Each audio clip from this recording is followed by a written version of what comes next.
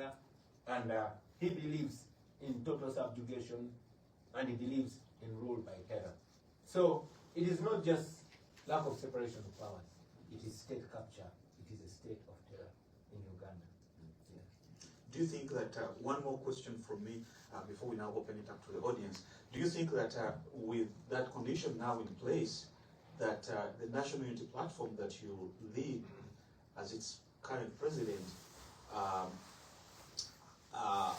has an important role to play in order to resuscitate that sense of constitutionalism in the country?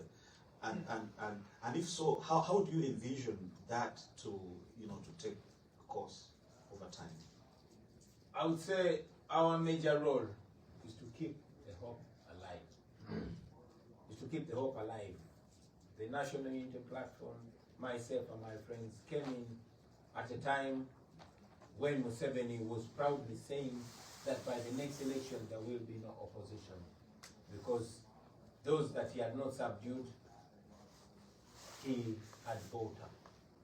The Uganda's oldest political party, the Democratic Party, was bought out. Its president is now the Minister for Constitutional Affairs. He's the one that brought a law to disempower opposition political parties. He's the one that is overseeing the trial of civilians in a military court. And having hitherto been renowned opposition people, they are being used to present the most embarrassing laws. One renowned lawyer called Sibambi, who was just a few months ago, maybe 3 or 4, was the deputy president of the Forum for Democratic Change, the party that Dr. Besigye used to lead. Is the one that drafted and presented a new law that was passed the day before yesterday that provides that a Ugandan that leaves Uganda is referred to as a foreigner. So you and I are effectively foreigners. And this law prohibits Ugandans sending back money to fellow Ugandans without the permission of a minister. And anybody that is found guilty of doing that runs the risk of serving 20 years in prison or a fine of 2 billion shillings or both. This is meant to completely disempower the population, and it is now in the offing that they are trying to scrap presidential elections to ensure that members of parliament who are handpicked by the regime are the ones that elect president. So the role of the National Unity Platform first is to keep the hope alive, to keep galvanizing the population, to bring people together. And one very important role of the National Unity Platform is to look at itself not just as a political party. Now this is rather confusing. We started out as a loose political movement called the People Power Movement. And we've said it many times that we are not a political party. We are a movement. We are the People Power Movement. We just have a political party, our electoral platform. But the People Power Movement encompasses all Ugandans. One thing that we are confident about is the people of Uganda, from the east to the west, from the north to the south and the central, are all for change. And this was evident in the recently concluded elections. So we are to keep the hope alive, to guide our people, and most importantly, to keep them non-violent. I find myself in a challenging situation leading a generation that is hungry and angry and wants to free themselves by any means necessary, and rightly so. But because I am aware that for the last 40 years, General Museveni has spent all our money not to revamp the healthcare system or the education system or to develop the country or to improve the infrastructure, but to stockpile weapons, to fortify himself as the master of violence. Now, we don't want to give it to him. That is why we have decided to use non-violence. Because when we use non-violence, we render his weapons impotent. So we are using non-violence in order to deny him opportunity to mow us down. Well, I know that even when we have been non-violent all this time, when you arrest political activists, they are paraded in the military court. You know, we are referred to as terrorists. We are referred to as agents of the West and all that. But we maintain that line because we don't want to go violent. We've studied, history has shown us that violence only breeds more violence. Violence creates this vicious circle of not only violence but entitlement. And our desire is to overthrow the guns, is to disempower violence, and bring forth a generation of reason. That is our role as the National Unity Party. Thank you very much.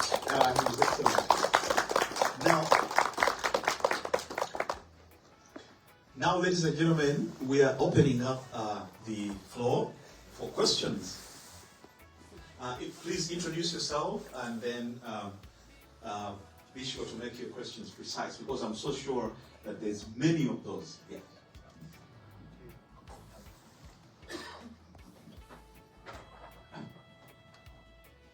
Thank you for having. Let's take two.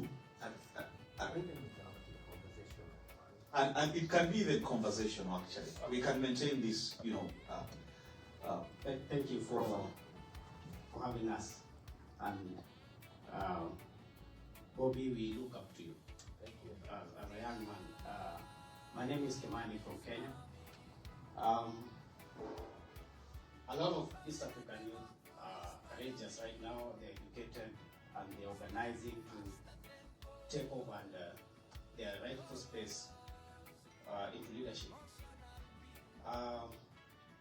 If you could talk to a young person in Uganda, in Kenya, in East Africa, what would you tell them to be able to turn their frustration into a long-term change instead of emotional reaction online? Thank you. If I could talk to a young man in Uganda and Kenya, in East Africa and Africa. But before I talk to that young man in Kenya and in Uganda, why don't I talk to that young man here, right now? That young man that is asking me that question, that young man is Kenyan. You, the Africans that are here, man, we look up to you so much. You are the intellectuals that we have. Every student, I mean, you are in the University of Michigan. These are the noble universities where the founders of our countries went. The fathers of independence, the Kwame Nkrumahs of this world, the Milton Obotes of this world. When they were your age, they were here thinking about Africa. And indeed, when they came back home, they brought those skills and ideas. So, I want to speak to you first and to let you know that you are our hope. You are the intellectuals that we have, you know. So it is supposed to be part of our call. Lead us. You have read all this. You know what is wrong and what is right. You know what works and what does not work. You are our Nyereres. You are our Kenyattas. You are our Jomos. You are our Obotes. Etc. etc. So get involved. Don't look at matters of back home as matters to be sorted by those that are home, and then you return home.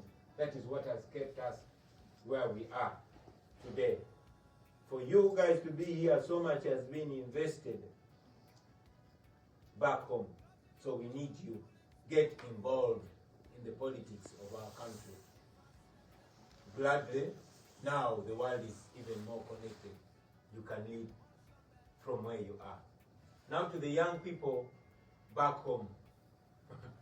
You are the future. there's a song that I did. It says, "We are the country, we are the future, we are the change we badly need. We are the youngest population in the world, we stand a chance. We are the leaders of the future, and the future is today." So the future is today. Take charge of your future. The people that gave us independence were in their late 20s and early or mid 30s. The old ones among them were in their late 30s when they changed home. And majority of our people were old. Today, we are young people. Back home, I'm an old man at 44. You know? So, how can young countries be governed by men and women in their 80s? How can the future of young people be determined by the people whose future is already behind them? So, get involved, take charge, because in any case, you are stuck in Kenya, you are stuck in Uganda, you are stuck in Africa. These guys are going to die. I'm sorry to say that, but it's the truth. You know, they are on their way out. So it is important for us to determine our future. Frantz Fanon wrote and said, every generation out of deep reflection must realize its course and choose to betray it or pursue it.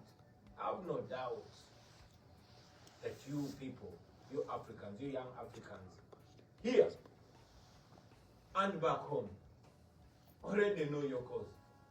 Now it's up to you to betray it by your silence or to pursue it by getting involved in any way. I'm playing my little role with my little knowledge as a humble artist from the ghetto.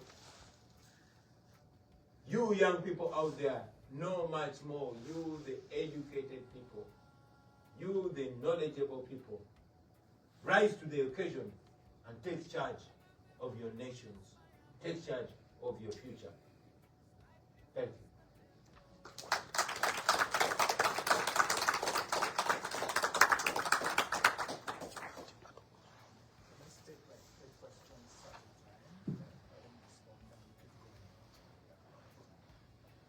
Thank you. Good afternoon. Please allow me to acknowledge the progress you've made thus far in your journey. In this coming 5 years, Uganda is likely going to experience some kind of like political turning shift.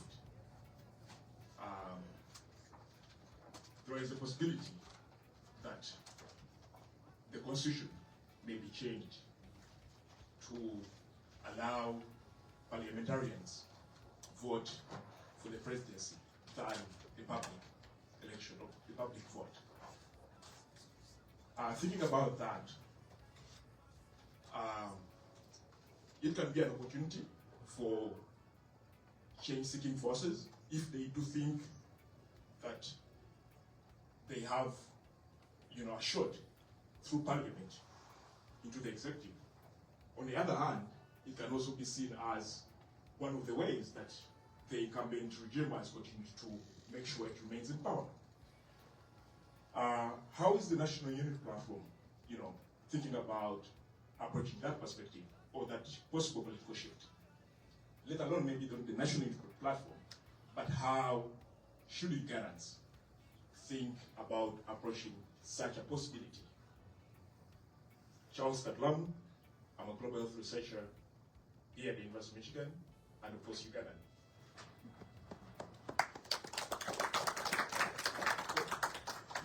We can get another question and he will answer after the second.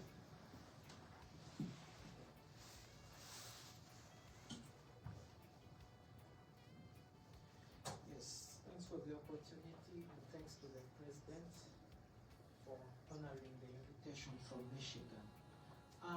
Given that Museveni has deliberately embedded loyalty within Uganda's state institutions, most visibly through military appointments of his son, Muhoozi, who in my opinion shouldn't be in that office.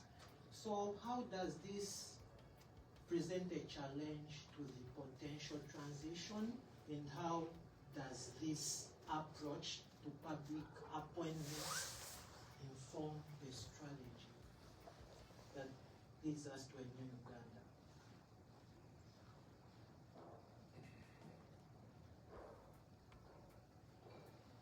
Okay. Shall I answer those two of you? Thank you very much. The first question was about the known efforts by General Museveni to deny the people of Uganda opportunity to elect their leaders, so he can have his way in parliament. And was asking what are the plans of the National Unity Platform to counter that. I've said it again and again that it's not only about the NUP. The National Unity Platform is a party that I lead. Look where I am, running for my life, running from an unhinged 52-year-old spoiled son of a dictator who tweets and gives orders on X to his soldiers that I should be delivered to him, dead or alive, that I should be castrated. And these are not jokes. He threatens and delivers to his threats. You saw when he abducted my bodyguard and tortured him, shaved his beard and stripped him naked, and posted pictures of him, telling the nation that Ed is in his basement being told Bunyako's mother died. Just yesterday, and these are not tweets of years or months ago, just yesterday, if you go to X and look for Muhoozi Kainerugaba, that is the son of the Ugandan president, who he gifted with the rank of military general and appointed chief of defense forces. That is where we are. The National Unity Platform is the moral platform. It can only go so far. I've mentioned that the day before yesterday, another sickening law was passed to the shock of all Ugandans. I mean, all moral voices gave their opinion. Religious leaders, traditional leaders, even the governor of Bank of Uganda said this is going to affect the economy, because Uganda is a country that relies largely on the money that comes from outside. The diaspora remits up to $2 billion annually. But because the project under General Museveni, the project is not Uganda, the project is Museveni and his family. The agenda is not to lead the country to a better place. The agenda is to keep power within the family at all costs. So, that being the way it ceases to be an issue of the National Unity Platform, the party that I lead. It's an issue of all Ugandans. And like I said, NUP is our electoral platform. This is a party, by the way, that we introduced only 1 month to the 2021 election. Why? Because all other opposition political parties had been paid and ordered by the regime to keep away from us, because we were seen as too radical and uncompromising, and our agenda was, and still is, removing the dictatorship and beginning a new democratic journey for our country, Uganda. That being the way it is, it becomes, as it has always been, a matter of the people of Uganda as a whole. When this silly law was being passed the day before yesterday, the National Unity Platform under the able leadership of Right Honorable Joel Senyoni put up a moral case, because that's what we could do. But the people of Uganda had to stand firm, as they should, and as I'm confident will. I'll give you an example of the fight against slavery.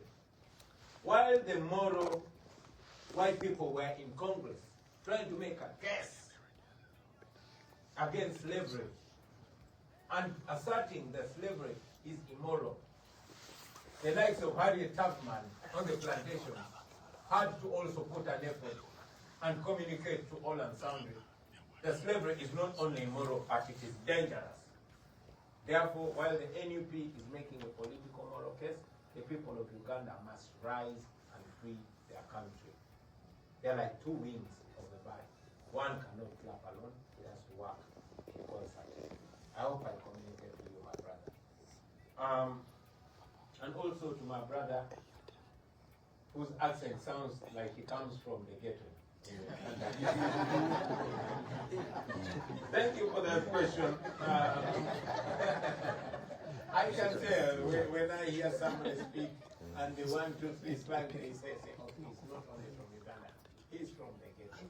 I'm so proud to find you in the University of Michigan and keep representing your brother. How does the Muhoozi project pose a challenge to the transition? Is that what you were asking? Not necessarily, but the approach to appointing people in most of these offices, but not just people, but people who represent Museveni's interests and Muhoozi's interests, not basically for Uganda. People who, What is your question? You think that's the statement? yeah, so now how does that present a challenge to the transition, and how does it inform the approach we take to remove the dictator? Thank you very much. Now the two transitions.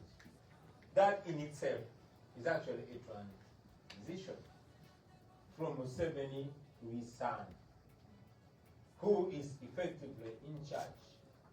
He recently appointed one of his friends, head of media center and government spokesperson.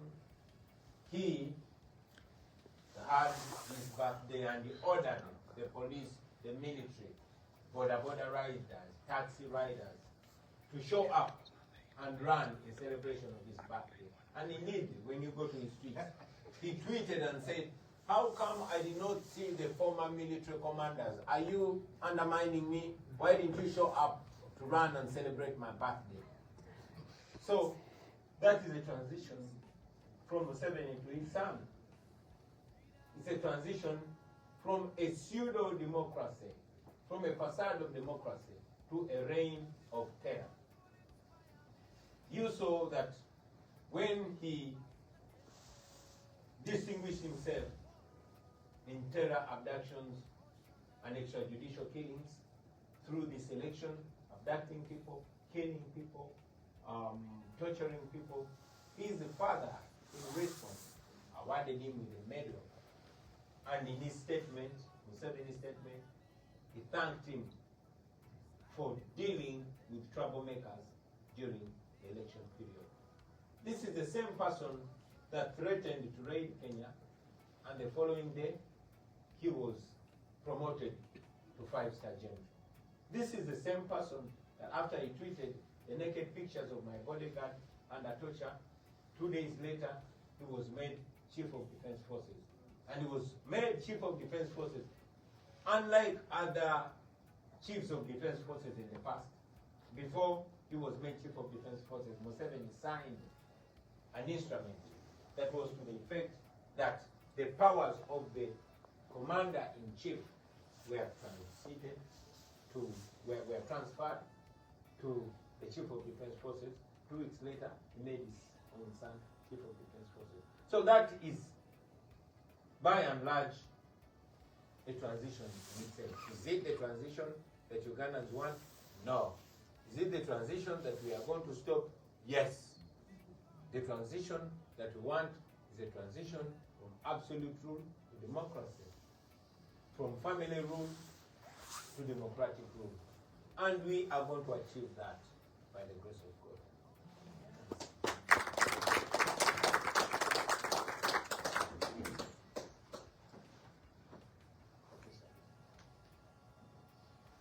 Thank you very much.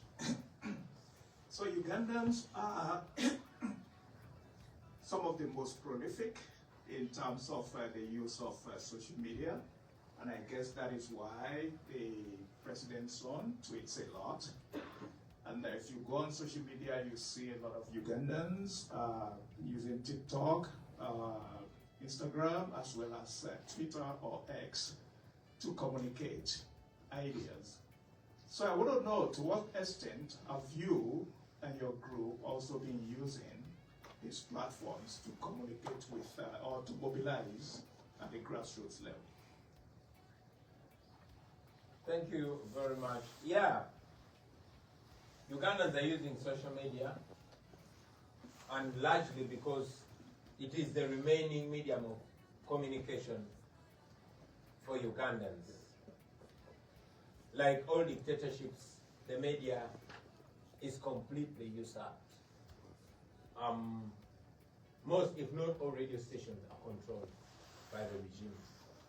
Those that dared to challenge the regime have been either closed or completely incapacitated. Majority of the radio presenters are owned by military chiefs, regime operatives, ministers, and others that used to speak out don't. For example, I am not hosted on any radio or TV station in Uganda. Never mind that my voice is the most heard and my cute face is the most. Why? Thanks to social media. Social media has always been our way out. And the regime has not taken this lightly. This started when I rose to the occasion and became member of parliament.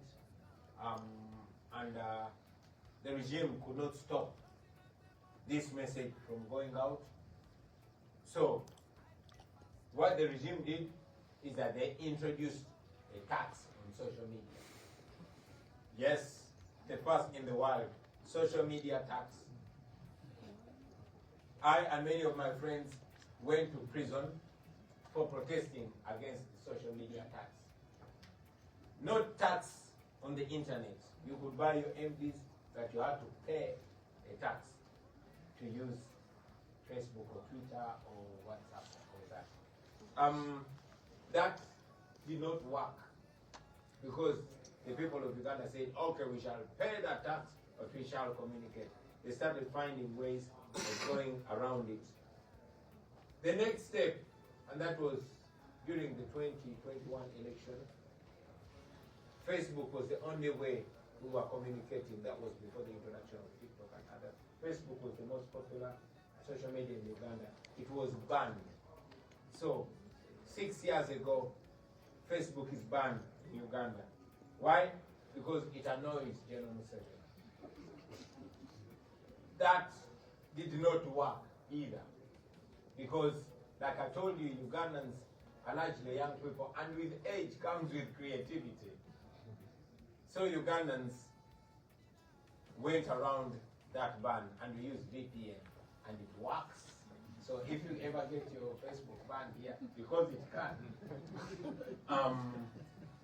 VPN did a good job for us. So when that, happened, General Museveni, using another member of parliament that poses to be an opposition member of parliament, introduced a law called the Computer Misuse Act. And under this law, many TikTokers, many Twips, and many bloggers are rotting in jail for communicating what the regime does not like. Never mind the fact that Museveni's son himself, who is the chief of defense forces, pictures people's wives and posts them naked. Pictures citizens and posts them naked. On a daily, he's posting unhinged stuff.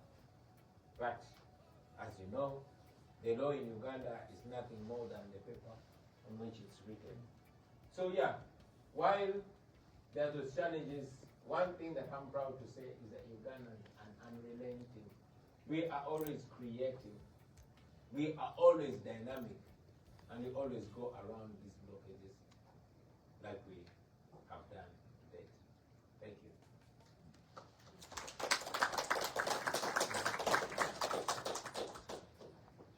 There's a couple of hands. Oh, yeah, somebody already has a microphone. Please go. Oh, Yes. okay. And then, Can you hear me? Yes. Hello? Hello. Okay, thank you. My name is Eloise Salif. As an African, a Liberian, I'm from Liberia, West Africa. So when you talk about political violence, electoral violence, dictatorship, it's something I've experienced. When you talk about passion of the young people getting involved to seize the opportunity and get the movement for themselves to play a role in growing the state, I played that role in my younger years, growing up in Liberia. My parents didn't even know I was active in my country, advocating for change. One of my first protests was the last big protest that was heard in Liberia. Innocent, enthusiastic, energetic. I knew I wanted something different. But that difference didn't end well. Why it's true with protests for change, the same things we talk about that we stated when Museveni came into power. We advocated for change. So, let's protest in Liberia. Then the Civil War, came the Civil War. I think you heard of Liberia Civil War. Well, that didn't change anything in our country. Many of us lost loved ones. But I was fortunate to leave Liberia and come to the United States. Stay looking for that energy to fight for democracy. And living in the United States, my big brother and Mosi can attest to that. I get in contact with my immigrants community and telling them to be active while you are away from home. Know your rights as an immigrant. Know who's representing you. Both, but still be connected to your country and people back home. And for that reason, I go back to Liberia every other year. Join political party, advocate, and participate in election. But advocating now and leaning towards democracy is becoming so fearful. Very fearful. And having worked and still working in one of the countries in the world that I have looked up to as the greatest democracy, and seeing that there's other things happening, my fear increases for people like you, activists in Africa, activists or political leaders in developing countries. So I have a question, and I tried to write this question down because I want to be politically correct. A question for you, it says that when you look at the present trend on the global scene with democracy, you see how it's being attacked and it's eroding. And it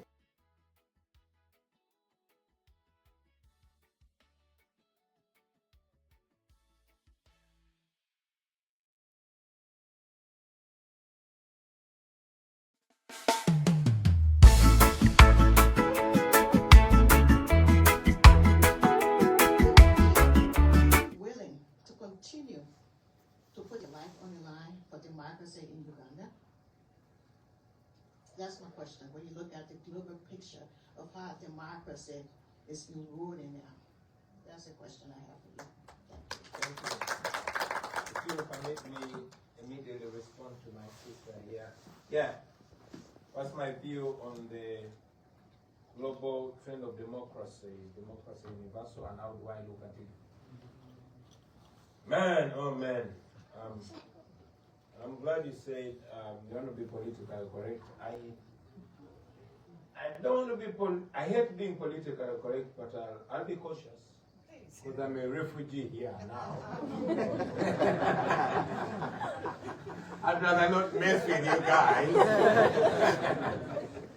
But a while ago I told you Americans that democracy, however old it is always one step away from extinction. So guard it with your life.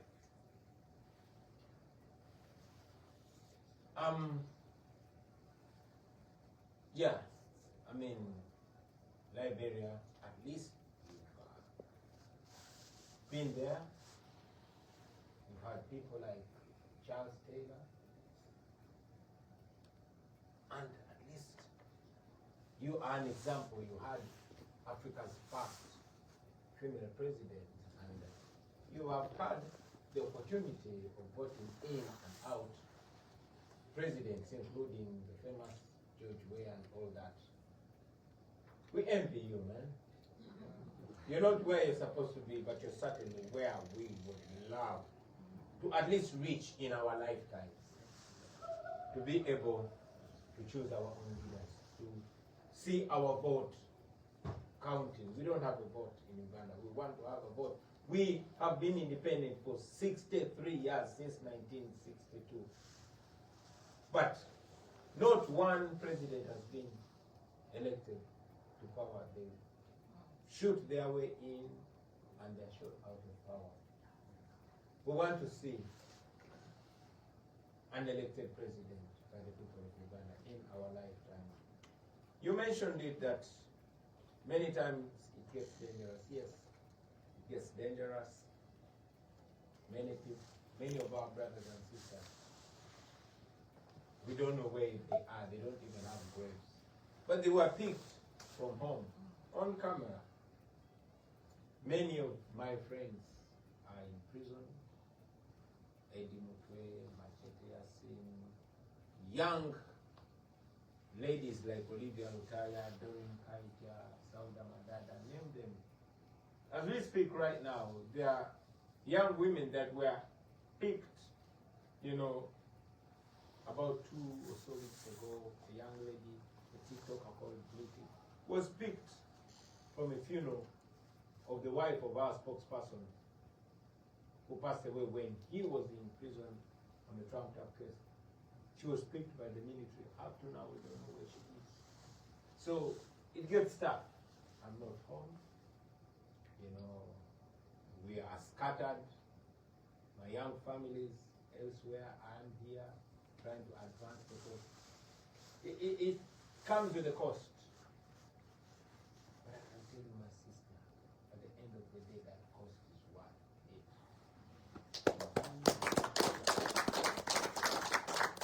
Why? Because we know that freedom comes to those who fight, not to those who cry. Because the more we cry, the more our people continue to die. So we choose to fight because ain't no other way, you know. At least we know that when we don't give up, victory is imminent. More fierce evils have been overcome. Slavery was overcome. Colonialism was overcome. Apartheid was overcome. These were evils with more grounded forces and resources. Then what about dictatorships? Which dictatorships are actually empowered by democracies like America? So, if we don't stop fighting, we will get there. I can only say, let's keep the hope alive. Let us not stop. Let us use every opportunity. Let us keep putting one foot in front of the other. The little things that we do add up to much more. Maybe in just this little conversation that we're going, maybe we'll spark minds that will also spark others. I used to love Tupac. Tupac said, I'm not sure that I'll change the world, but I'm sure that I'll spark the brain that will change the world. Man, you guys are already burning brains. It's just to remind you how important